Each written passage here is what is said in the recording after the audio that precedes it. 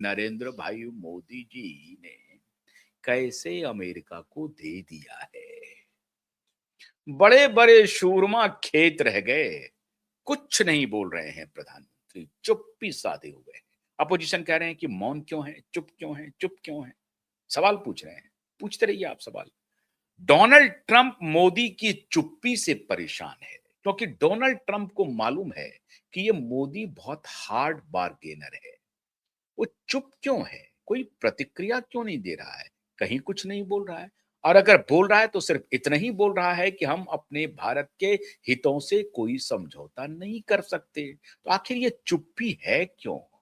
चुप्पी इसलिए है क्योंकि भारत सरकार चुप रह करके काम कर रही है। और काम ऐसा कर रही है मित्रों, जो परमानेंट अमेरिका का इलाज कर रही है। अमेरिका अगर डॉलर को ही अपनी ताकत समझ रहा है, तो भारत उसके सबसे बड़ी ताकत पर हमला कर रहा है बिना कुछ बोले। तो पहले सोने की खरीद बढ़ा दी भारत सरकार ने, सोना खरीदना प्रारंभ किया। याद कीजिए वो दौर 1990 का, 89-90 का, जब हमारे वित्त मंत्री हुआ करते थे, आजकल पता नहीं कहां पर हैं। आजकल आलोचना करते रहते हैं मोदी जी की। उन्होंने सोना गिरवी रखा था, ऐसा कंगाल बना दिया था इन्होंने। बड़े जो माहिर हैं, इकोनॉमिस्ट बने फिरे घूम रहे थे, हिस्ट्री के जानकार थे, पता नहीं इकोनॉमिक्स उन्होंने कहां से सीख लिया, जो भी सीखा भगवान जाने। खैर, वो एक जमाने में सोना गिरवी रखा था, और आज का जमाना ये है कि भारत सोना खरीद रहा है, अपना गोल्ड रिजर्व बढ़ा रहा है। गोल्ड रिजर्व का क्या करना है, अभी मैं बताता हूं आपको। इसलिए 440 वोल्ट का झटका निशाने पर लगा है ट्रंप को। इसलिए ट्रंप बौखलाया हुआ है, अलबला रहा है ट्रंप कि अब करें क्या, ये तो बड़ा शातिर निकला। वाकई में शातिर निकला। तो भाई गुजरात के हैं हमारे मोदी जी, और आप उन्हें सोच रहे हो कि व्यापार में पटखनी दे देंगे। अच्छा, तो देखो खिलाड़ी कैसे हैं।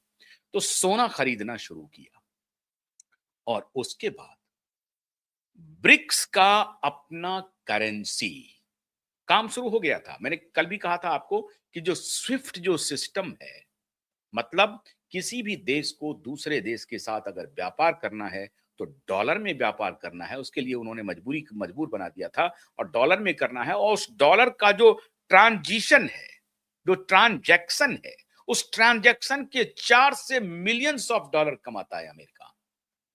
मतलब कुछ नहीं करना, बस कमीशन खोरी कर रहा है। उसका एक सिस्टम बीच में काम कर रहा है।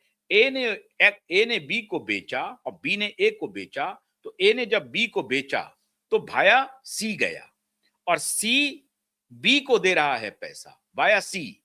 ए को बी को देना है पैसा, लेकिन भाया सी जा रहा है, और ए ने सी को पैसा दिया, फिर सी ने बी को पैसा दिया, और फिर बी ने फिर सी को दिया, फिर सी ने फिर ए को दिया।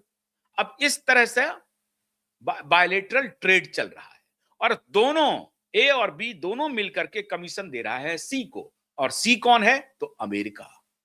अमेरिका माल बना रहा है। इस तरह का सिस्टम इन्होंने 1950 के बाद से ही लागू कर दिया था, और तब से लेकर के अनवरत अमेरिका डॉलर छापता जा रहा है। चलो, जिसको जितनी जरूरत है डॉलर की, लेते जाओ डॉलर। उनका डॉलर लगना क्या है, पैसे छापने की मशीन बना दिया, और पैसे छपने शुरू हो गए। लेकिन इस कमीशन खोरी में ही अमेरिका मिलियंस ऑफ डॉलर कमा रहा है, प्रत्येक दिन कमा रहा है। सोचिए, तो 200 देश अपना व्यापार कर रहा है स्विफ्ट सिस्टम के माध्यम से, और वो सिस्टम पर पूरा नियंत्रण अमेरिका का है। बस एक पाथ दे रहा है अमेरिका दो देशों को आपसी ट्रेड करने का।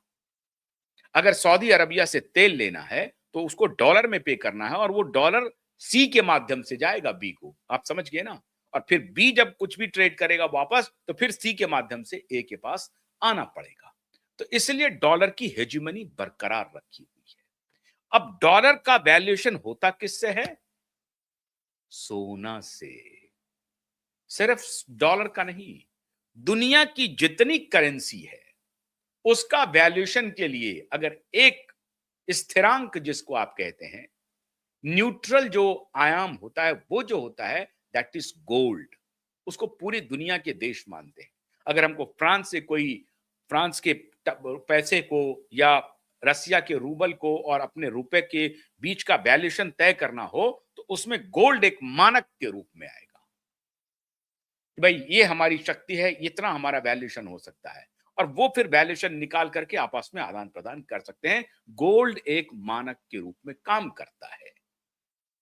तो आप सोचिए रुपए दूसरे देश के करेंसी के मामले में बहुत ज्यादा कमजोर नहीं है, लगभग बराबरी पर बने हुए हैं।